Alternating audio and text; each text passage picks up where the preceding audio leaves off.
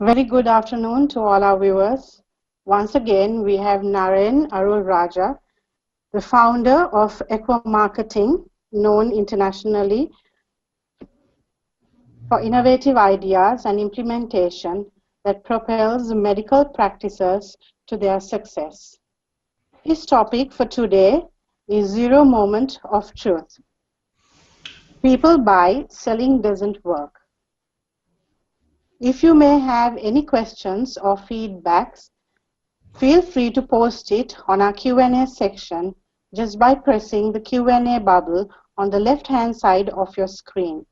We will address them after Naren has finished with his presentation. Welcome, Naren, and it's over to you. Thank you very much, Tilini. I hope you can hear me clearly. Yes. My name is Naren Arul Raja. I'm the founder of Equa.com and entrepreneur.md.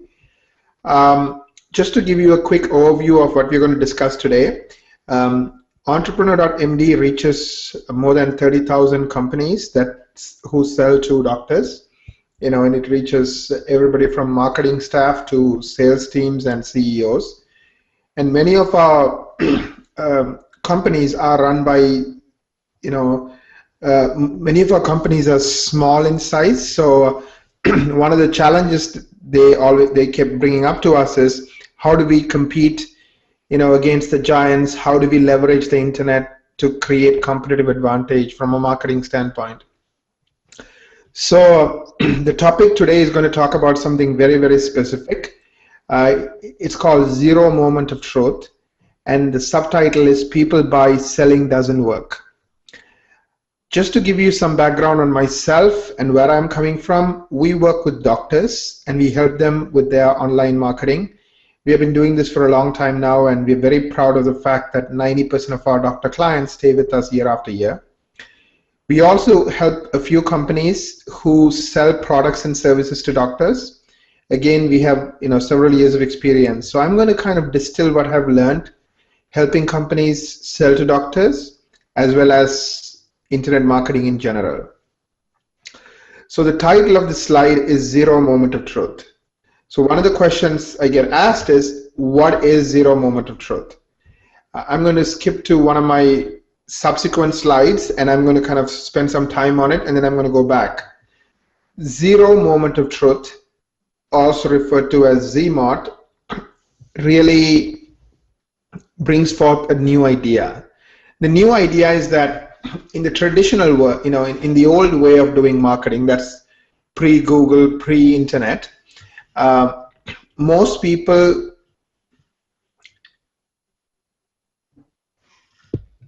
learned about a product from a stimulus. A stimulus could be an advertisement they saw. Let's say I have an old car and I'm driving and I hear on my radio this commercial for a sale at a car dealership. Now I'm like, yeah, I need to get a car, so maybe I will check this out. So the theory went that any given time, 3% of the population is looking to buy your product. Again, 3% is just the average. So if you reach hundreds of thousands of people, that 3% would add up, and hopefully some of those 3% who's listening to you at that time would respond, and you can build a sustainable business. So in essence, the old way of doing marketing assumed that you threw 100 darts and 97 of those darts is not going to help you, but the 3 that are going to help you will pay for the other 97. Now, Google fundamentally changed that, and the internet fundamentally changed that, because for the very, very first time, I guess over the last 15 years, we as a species, as a race, now are able to, research the things we are interested in and make choices that we want based on information we gather. This is not a luxury we really had, at least not in an easy way, pre-internet. Right, so let's assume you put an ad on a magazine, and I kind of have a need for that product. I may not know anybody who has that product, and I don't think most people are going to call around 20 people to find out who's using that product. So typically, in the old days, relationships mattered a lot. that rapport the salesperson built mattered a lot. It still matters, but now most people don't enter into a conversation with a salesperson till they have done their research, until they are pretty sure this product might be able to do what they're looking to do at a reasonable price. So zero moment of truth. So we talked about the stimulus, which is typically the ad, and the first moment of truth is their first engagement with the company. So it could be somebody calling your office and wanting to talk to a salesperson. Could be them running into you at a conference. So those were the first moment of truth. Now, the impression you make in the first moment of truth in the old world dictated how successful you are. And the second moment of truth is the experience. So somebody actually using your product and how they feel about your customer service, how they feel about the quality of the product, and so forth and so forth. So the zero moment of truth is a new concept that was introduced, I guess, after the internet, because consumers started doing things differently. So it fundamentally means that before that first moment of truth, people are doing research. And it's not a single moment, even though they're calling it the zero moment of truth. Rather, it's 20, 30 moments that they engage with their computers, with their devices in doing that research. So zero moment of truth could be anything from a review that people read up about your product. It could be them learning more about that product. It could be them comparing that product to other products. It could be all kinds of research that the consumers or the businesses go through educating themselves. So we are going to spend a lot of time today really understanding the zero moment of truth and understanding the new paradigm that people don't like being sold as much these days. Rather, they like to buy, and the role of marketing is to help them buy more so than trying to sell them things that they're not interested in. Let me talk about the web-centric world we are living in. We already touched on this in my last slide, which is this idea that the zero moment of truth, which is where the web lives, has become really important, and it's really what influences a lot of the life cycle of a sale, in terms of people doing research and educating themselves about a product or service. So what's the traditional model of marketing? Historically, it was really ads. So it could be a yellow page ad, could be you going to a meeting or a conference, could be a colleague of a doctor who you are already doing business with is referring somebody else to you. Could be direct marketing, like you could either have a direct sales force, or you could be cold calling them with the telesales force. So this is kind of historically how marketing was done. Now, a lot of this still applies, not as much as they used to. Like, for example, yellow pages or any kind of print ad is becoming less and less and less effective because people are not engaging with those things as much as they used to. Cold calling, again, a lot of people, especially doctors, you cannot get through to them because they have gotten so many calls over the years that are unsolicited that they have been very good at training their staff to kind of screen those calls out. So that doesn't work as much anymore. Also, now conferences and events, it still does work, but as you know, they're very expensive. For example, to go to a single meeting, you might end up spending $2,000 to $3,000 for the booth, and maybe several thousands of dollars for the travel and hotel, and an additional thousands of dollars in terms of time away from the office. So, a typical meeting would cost at the low end maybe $7,000, and at the high end could be $20,000, $30,000, depending on how many people are going and how big of a booth you have. Now, that's fine as long as enough doctors go to the conference, and as you know, doctors are going less and less to conferences because of the internet and because of technology. They don't need to go to conferences to find out about new products and services. They can do it in many other ways. So the real issue is that the attendance at these conferences are becoming less and less and less. So the cost per doctor that you end up talking to goes up and up and up. I talk to companies that tell me on average they're spending 300, sometimes even 600, 700 per doctor they talk to. Once you divide all the costs from travel to time and so forth. So this is the traditional model of marketing. Referrals obviously still work, and they are probably the best source of getting new business. So obviously, I think that hasn't become less important today versus before, but it's something that we need to pay attention to. So why doesn't the traditional model work as much as it used to? Because I think the traditional model was all about push. I go, I interrupt people, or I kind of nab people, and I tell them about what I do. And most people, I guess, were comfortable with that approach up until the point that they didn't have any other choice, any other way of doing things. But now that they do have a new way of doing things, which is research, that doesn't work as much. I'll give you a simple stat. In 2007, a billion people Google was used 1 billion times a day. Today, it's being used 6 billion times a day. That's just in 6 years. So that means there are 6 times more people who are looking to buy things? No.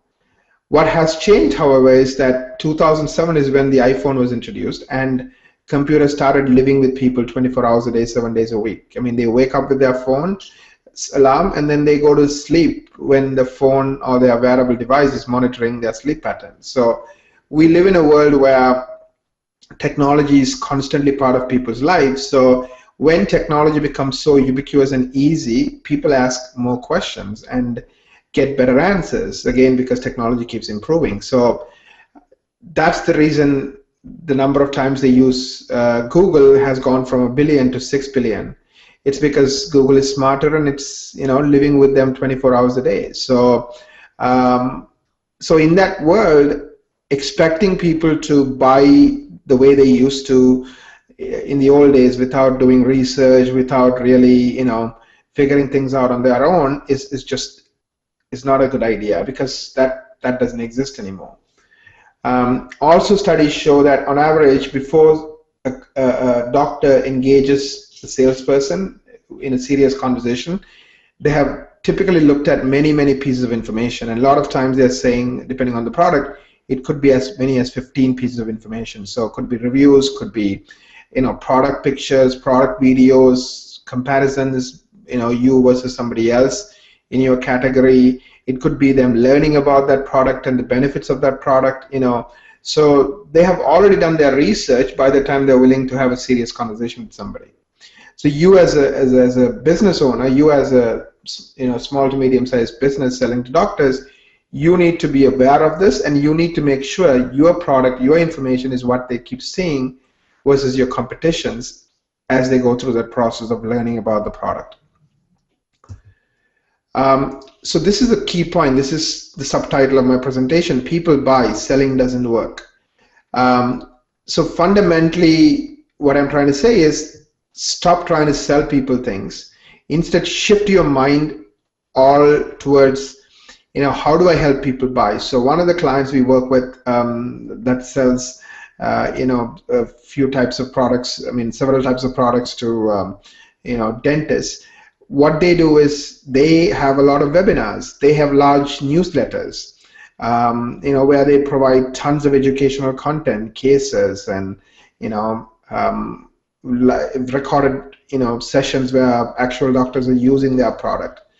And then they also have classes, both live and online, where they teach people how to use the product and how to benefit from the product. So really, they're not trying to say, here is my product, come buy me, and here are the features, and here is the price.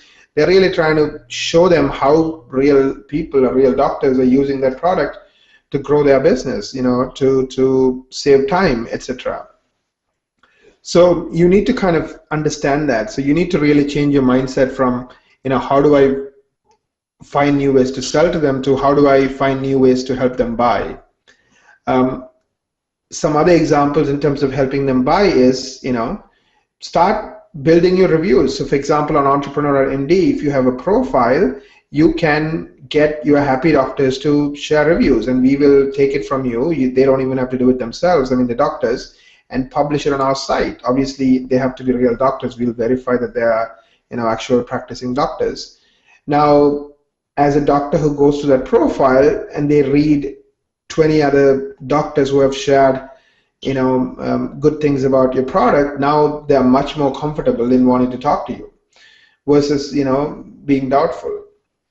Also, we provide a badge that you can display on your site. So, it's called reviewed by doctors, reviewed profile on entrepreneur.md. So you can display that badge on your site. Again, it's just part of the way we do things, and it really can help you boost your credibility with doctors. Something else you may want to look at in terms of helping people buy is, search engine optimization. And it's not something we're going to get into the details of today, but if you have a kind of a unique product, not like, if you're selling gloves, it's probably hard for you to, do search engine optimization because the competition will be unbelievable, meaning there'll be thousands and thousands of companies you have to compete with. But on the other hand, if you're selling a unique product that not maybe only a few hundred other companies provide, not thousands and thousands, you might have a chance of using search engine optimization to help people discover you versus your competition as part of their research. So there's a lot of things you can do to help people buy versus trying to sell to them. I just want to touch on this again, the key points. First moment of truth is their first interaction with your brand. Could be a phone call, could be them actually touching and using your product for the very first time, at a demo. The second moment of truth is their experience, and their experience will influence what they talk about you with others or online. So now that again influences the zero moment of truth, because in the zero moment of truth, doctors are doing research, and one of the things they're researching is reviews. So they know what other people think of your brand, especially other people like themselves. And we also talked about search engine optimization. So when they're trying to learn about a product category, if your page keeps showing up with videos and useful content, now you are in the game. So there might be 100 other people who offer similar products, but now they're not paying attention to all 100 of them, but they're paying attention to you because you are the one, or you're one of the products that they keep seeing. So let's talk about search engine optimization a bit. Right now in this first presentation, we are doing a series. So this is a series of 5 total presentations. The first one, I just wanted to give an overview, and I wanted to touch on all the key ways you can market yourself online. And then the subsequent presentations, which I'll get into more detail, will go deep in terms of each topic. So what is search engine optimization? I'm sure you all have heard of it. I mean, it's SEO. When those 6 billion people use Google every day, how do you show up? Hopefully near the top for the relevant keywords. Now, I'm not going to go into the details, but at a high level, Google is moving more and more towards personalized search. So things like location, things like reviews, things like what other sites talk about your product in terms of positives and negatives, all those matter. So in search engine today, as far as search engine optimization is concerned today, content still is important. What other sites think of you, could be reviews or could be links. They are still important. Picking the right keywords is important. Investing the correct amount is important, because no point trying to compete for gloves, unless you have a massive budget, because there are thousands and thousands of others who are also trying to compete for gloves. So, so being able to make good decisions in terms of what keywords, what products you can do SEO with, those are all important. So these are some of the things that we'll cover in that detailed presentation when we talk about search engine optimization. And obviously you'll be notified about these upcoming presentations. Reviews, we already touched on it. I think it's really, really, really important you get reviews not only on your site but on third-party sites, because the power of third-party sites is it brings credibility to your brand. Because when you say things on your site, they're going to assume that you're only going to say good things about yourself. So really pay attention to it. Start building it up. And again, you can have written reviews and video reviews, and your site, other sites. 9 out of 10 people today don't buy anything without they do research and they learn about what others think of the product or service. and they trust reviews online more so than they trust their own friends. And the reason being, they know that friend will only give them one person's opinion. Reviews online will give them 20 people's opinion, so they can really get a feel for the product from a holistic standpoint, from different points of views or from different people's perspective. Mobile is a game changer, right? Because I think 1.5 billion people have mobile devices, and in the US, iPhone and Apple devices control more than 50% of the market. Android Android controls pretty much the other 50% of the market. And globally, Android is more powerful than iPhone, almost like 4:1. So 80% for Android and 20% for Apple. The other players like Microsoft and RIM and so forth, they are very small. They're like 2 to 3%. So, like I was alluding to, mobile is a big deal, especially with doctors. For example, we do business with quite a few doctors, and 70 to 80% of their emails are coming from mobile devices, either tablets or phones. Because when they are in between patients and just moving around their practice all day long, it's much easier for them to check their email or check their messages or check a site on their mobile device that they have in their pocket versus go to a desk and sit down and read and all that stuff. So mobile is extremely popular with doctors. So you as a business needs to really rethink everything you're doing from a mobile standpoint. Again, this is something we'll go in depth, but at a high level, what that means is, the basics. Your website has to be optimized for mobile devices. So in a small device, with a small screen, it still should be easy to read and navigate. It should work on different types of devices because there are Android, and even Android there are different versions. iOS there are different versions. So there is a technology called responsive mobile websites. I suggest you use that technology and you work with your webmasters, and you make sure that it works on different devices.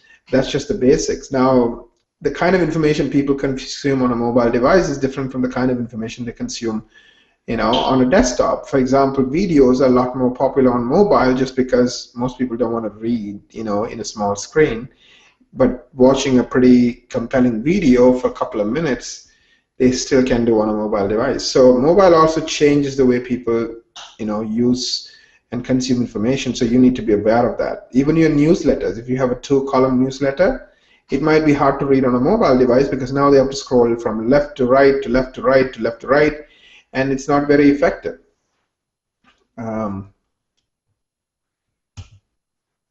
Social media. Now, as a business that sells to doctors, I think social media doesn't play a huge role. Now, obviously, I think it also depends on the particular service we're talking about, like YouTube. This client that we work with that I was talking about in dentistry, he gets, 2 million, he has gotten 2 million views on his YouTube channel, 2 million, and each month they get hundreds and hundreds of people watching their many, many, many different videos. So for video content, YouTube is a great way to get it in front of, a lot more new people. So I think YouTube is very good, especially with video, and you could optimize it for keywords, and you could optimize it, in multiple different ways, plus embed it in your newsletters on your website and so forth. Facebook, depending on your practice area, for example, a lot of dermatologists use Facebook. At least they have a Facebook account, especially the younger dermatologists. Now, if you have a Facebook fan page and they liked you and you post something and they comment on it, all of their friends who also happen to be dermatologists might see it. Now, I really think Facebook, in the grand scheme of things, is not that important for a business that's selling to doctors. So have a page, have a presence, and post interesting, useful things that the doctors would appreciate once in a while. But don't get carried away and spend too much of your time, more than 5% of your marketing time, into something like Facebook.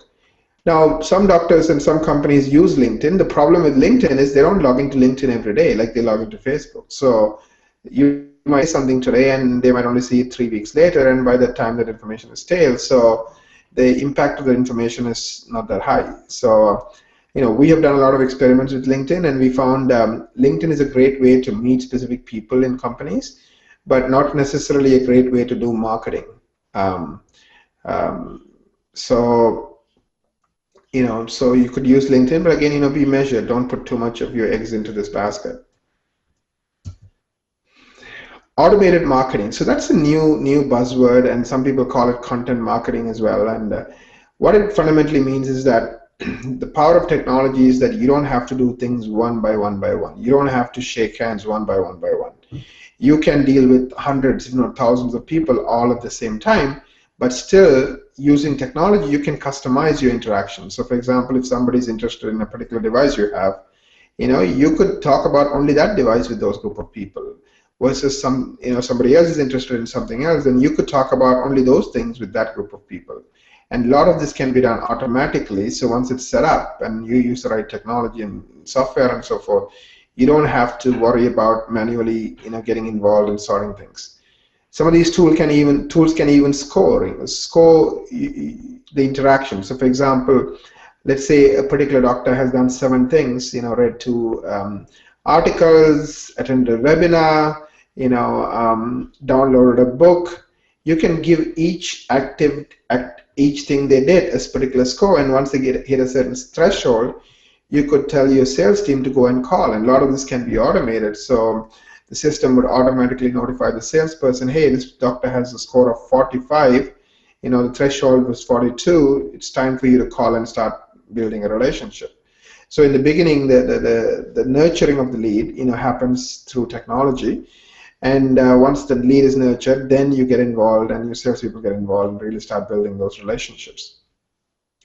Lead capture is another thing, right? So you need to grow your database, because if you have a database of 3 people, all this effort you're going to put into automated marketing would be wasted. So how do you do lead capture? How do you grow your database? There's lots of different ways. One is you can get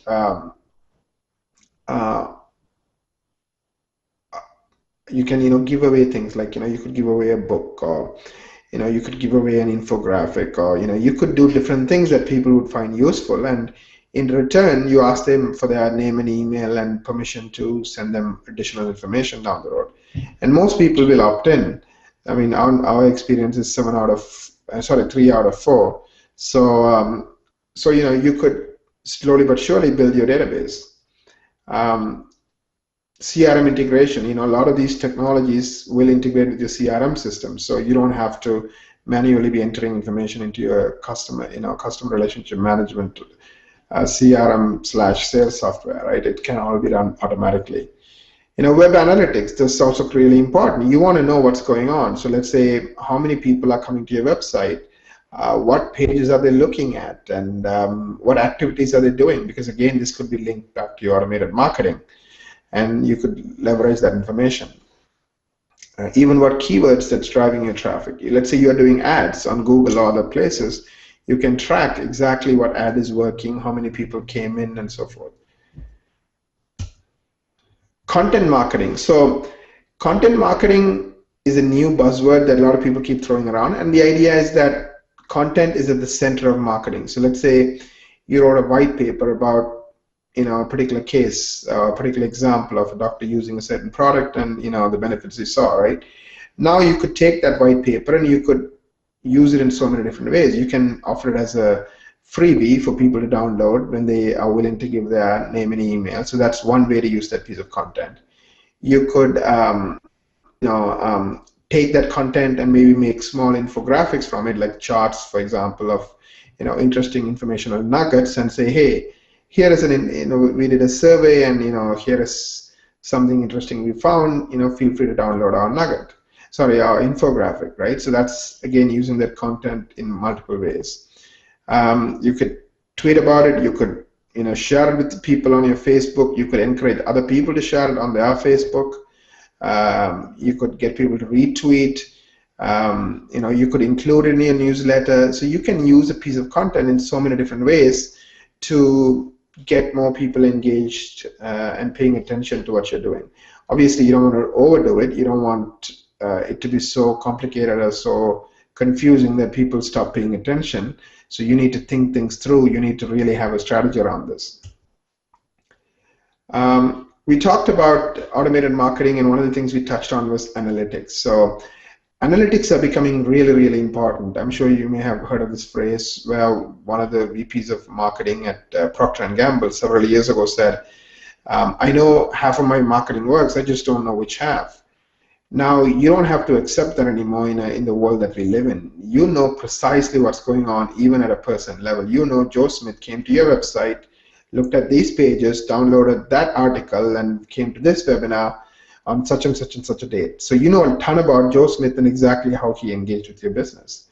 So you can do that kind of analytics both at a micro level, on a person level, or you can do it, at a macro level. So what are the keywords that are driving traffic to us?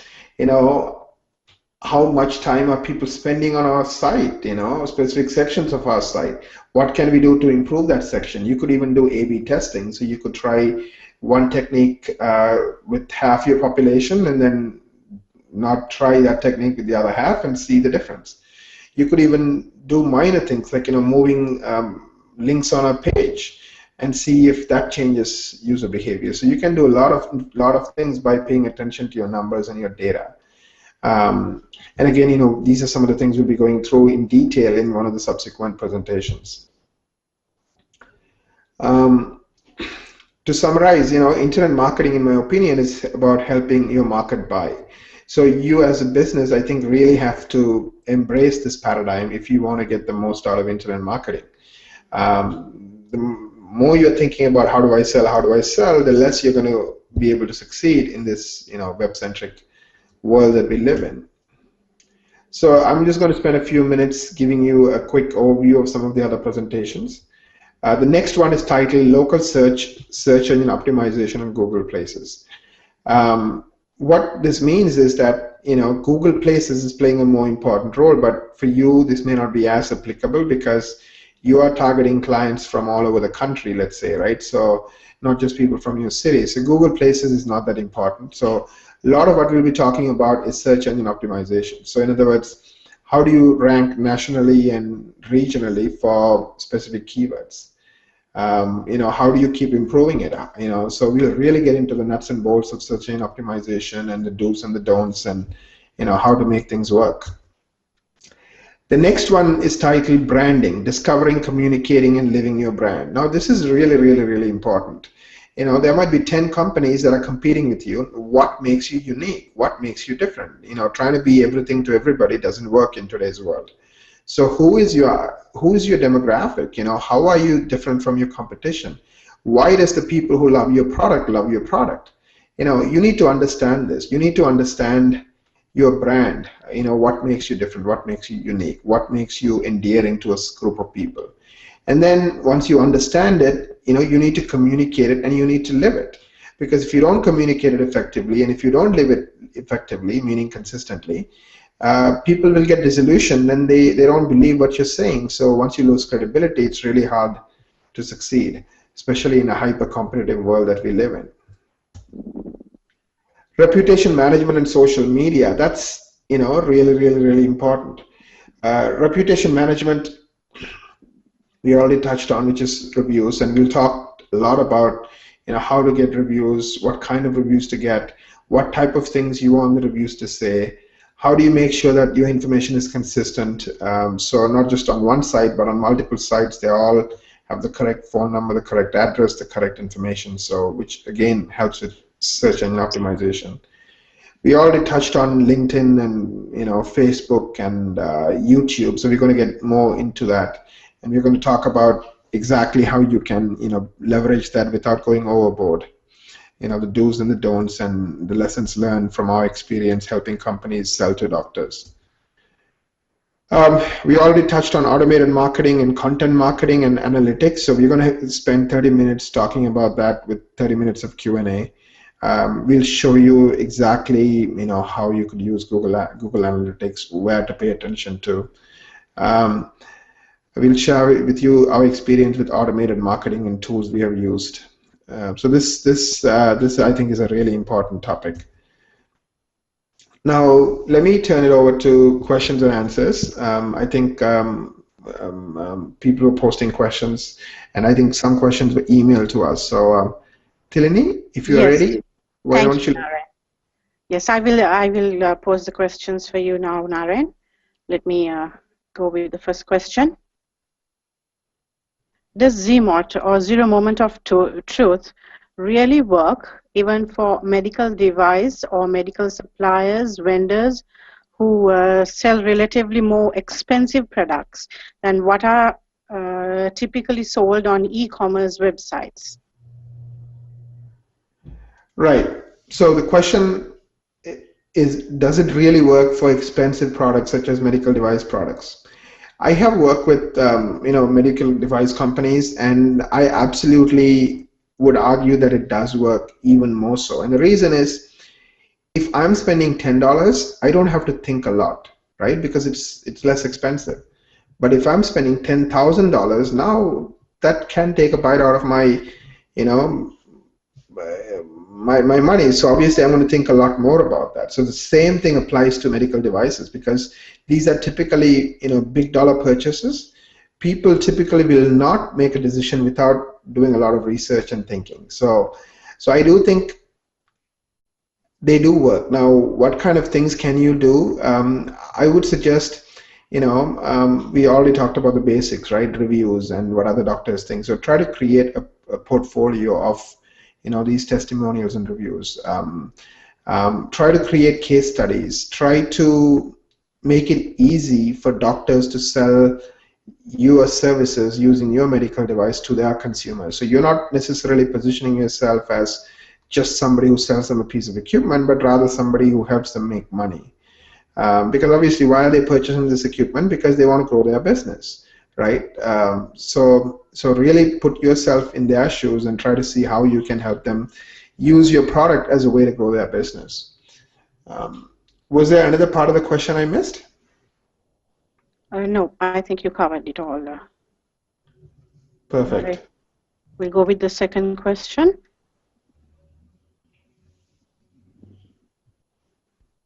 What is the most effective way to communicate with doctors, medical practitioners, to stay top of mind and to educate? What's the most effective way to, can you repeat that question again, please? To communicate with doctors, medical practitioners, to stay top of mind and to educate. Yes, I think having a very compelling newsletter that's not about you, but rather about them, meaning you giving them information that they appreciate and they would thank you for, I think is one way to really stay top of mind.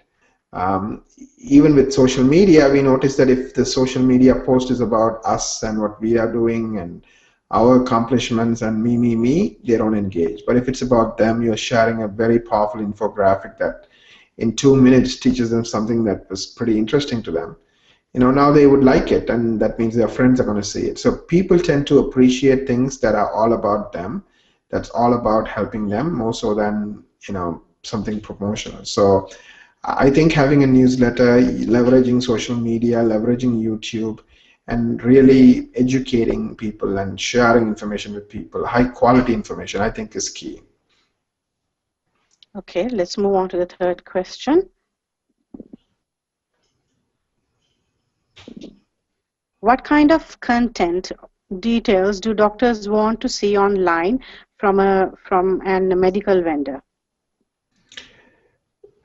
I think it depends on what kind of product or service you have.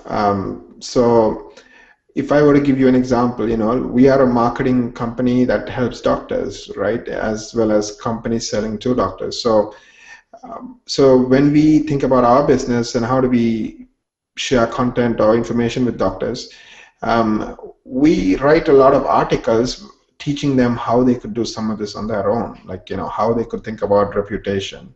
We do webinars teaching them various parts of internet marketing.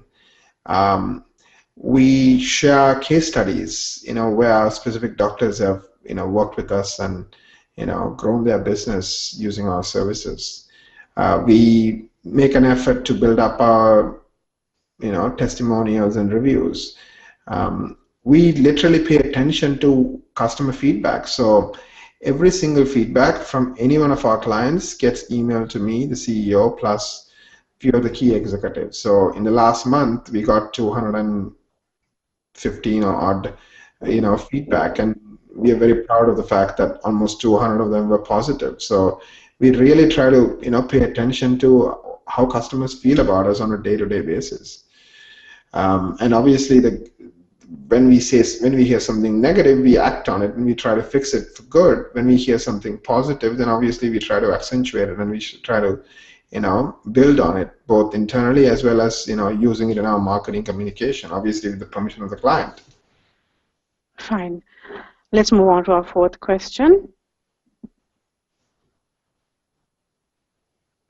What are the best ways to get new clients through online marketing?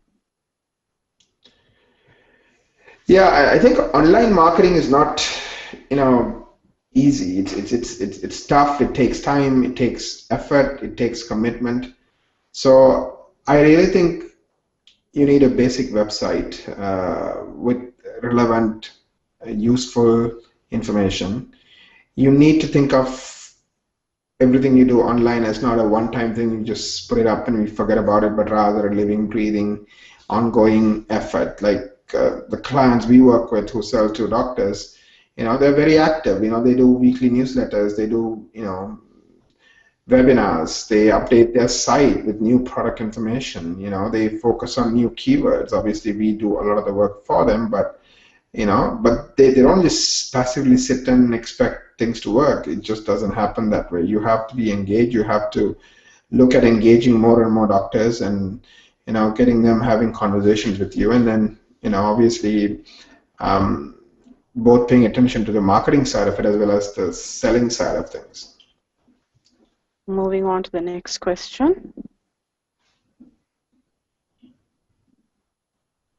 How is the best way to acquire quality long-term clinic customer accounts without having reps, independent or employed, in the field?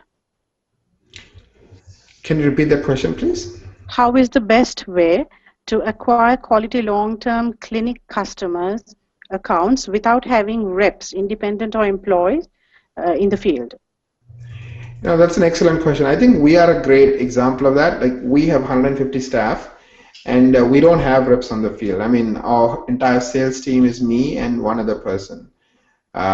So I think the reason we are able to do that is because we invest a lot in getting people to call us, getting people to discover us in this zero moment of truth, in this on the online, doing their own research. And by the time they're calling, they're very serious about purchasing our product. And so we don't need a large team to babysit a lot of people who are not serious. So typically, we are able to close 50% of the people who call us, because by the time they call, they have educated themselves a lot about who we are and what we do. So I really think in today's world, you don't need to be a large corporation with hundreds of salespeople to succeed. I think by using marketing effectively, especially online marketing, you really, really, really can, even with one or two people in your sales team, grow your business significantly. Obviously, the other part of that equation is, if your clients buy one product and never buy again from you, then you have an issue, because then now you have to keep going after brand new clients every single day and every single month. So if you can find a way to get them to stay with you, get them to keep paying you, I think that's a powerful combination. So a powerful online marketing where people call you, combined with a solid focus on retaining customers and keeping them happy. Let's move on to the next question, Nare. How is your marketing program, EMD, different than advertising via Google? Well, entrepreneur.md is a free platform. Now, you could have a profile for a few $100s a year with reviews, with the badge that I was talking about that you can display on your website, mentioning that you are reviewed by doctors, with the education that we provide. Again, the education is absolutely free. Anybody can participate in the education. So entrepreneur.md is a great tool for you to reach the hundreds of thousands of doctors we reach by engaging with us, by working with us. And the most you'll end up paying for entrepreneur.md is a few $100s for the profile. Now, Equa.com is a marketing firm that helps companies with marketing, right? And like I was saying, we have helped companies market to doctors, and we have experience in that space. So the way Equa.com works is obviously we sit and analyze your goals, your competition, and we figure out, can we compete, and if so, how? Should we use search engine optimization? Should we use automated marketing? What kind of a role is social media going to play? Based on all of that analysis, we'll go back and forth and we'll develop a marketing campaign. And then we as a team, we have close to 150 people, we implement those strategies on your behalf on a daily, weekly, monthly basis, with you providing creative input and approving things that we do. So Equa Marketing is a services company that's really focused on helping our clients do really well, because our focus with Equa is retaining clients, 90% of clients every year. Now, entrepreneur.md is a platform that provides education and tools for you to help yourself with regards to online marketing to doctors. Moving on to the next question, I think we have another 3 questions for you, Naren. Are doctors actually ready to search online, compare prices and features from different sellers, review vendor websites, and make relationships with new vendors online? Yeah, I don't think it's like a car, right? I mean, even though 90% of the people know exactly what car they want, how much they're going to pay for online, most people are not going to buy cars online because it's a big ticket item. They want to see somebody face to face and sign the papers face to face, right? Same thing with, I think, with medical vendors. I think online plays a very key role in helping them choose you as opposed to your competition. But I do think, you need face-to-face. You need that relationship because, doctors, the good news about doctors is once they like you, they're loyal to you for a long time as long as you don't mess it up. So, I'm not in any way suggesting that you can run a completely web-based business. Now, some products may be products that are, $50 to a few $100, you could have an e-commerce site and you could do everything online. But I think for most products, I think, our services, I think web will drive the people to you, and then you need to, have real people to have real interactions with these clients and build relationships. 2 more questions, Naren. And this is which social media website is the best for medical vendors? LinkedIn seems very limited. Facebook can only reach so many, and Twitter occupies a lot of time because you have to strategically tweet when people might be on lunch or even on social media.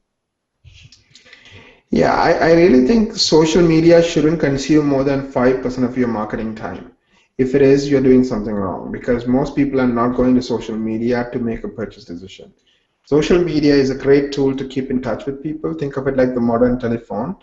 A lot of people check Facebook and and so forth. So just a way to keep in touch with people, so you are on top of mind. So in terms of within social media, what's important, what's not? I mean, I think YouTube probably is by far #1 for a lot of companies because you can leverage the videos and optimize those videos. I would say LinkedIn and Facebook could be equal #2s depending on what type of business you have. For some businesses, LinkedIn might work better than Facebook, and for others, it could be the opposite. It all depends on your type of doctor, where are they spending time. Twitter, I think you shouldn't focus as much on it because, I mean, especially busy doctors, they don't have time to, keep reading tweets and so forth. So, I mean, most doctors that we work with, they don't really follow Twitter as closely. So I don't know if Twitter is a great way for you to spend your time. But you could have a profile and, whatever you are doing on Facebook, for example, you could also post it on Twitter. But I wouldn't spend too much of my time on it. It would be at the lowest, priority for me. Thank you, Naren. And the last question we have for you today. How would you market a specialized product, service, or medical practitioners? Yeah, I think the good news is because you have a specialized product, you can really target and really stand out. Because if you are competing with only 10 other people like you, it's much easier to win than if you're trying to compete, with thousands of people, right? So you could specifically create a niche for yourself, both in terms of SEO and newsletters and databases, and really be seen as an expert. Also, you could partner with others. For example, when you're doing webinars, you could partner with others who are willing to have you host a webinar with their audience. Because your product is niche and specific, they don't see you as a conflict or in competition with themselves, with their own interests. So I think the beauty of the internet is that even a small company can compete, and succeed against the big companies if they are using the right strategies and if they're really good at marketing. So I think you having a niche product might work in your advantage if you can really, make it so by establishing yourself as the leader in that space. Either at least as a thought leader in that space. Okay. Thank you, Narayan, for being with us. And that was very insightful. And thank you very much. And I wish you a good day, Narayan. Thank you very much, Tilini, and I really also want to thank all the people who took the time out of their busy schedules to come and participate in this webinar. And I'm looking forward to seeing them again in our subsequent webinars where we go in depth, with regards to the other topics we touched on. Yes. And thank you very much for all our viewers and participants. We will meet you again with another webinar in few weeks, and the topic would be on local search for medical industry, search engine optimization, and Google Places. Hope you have a good day, and bye-bye. Thank you very much. And if anybody wants to email me any question, please feel free to, and I would be more than happy to help.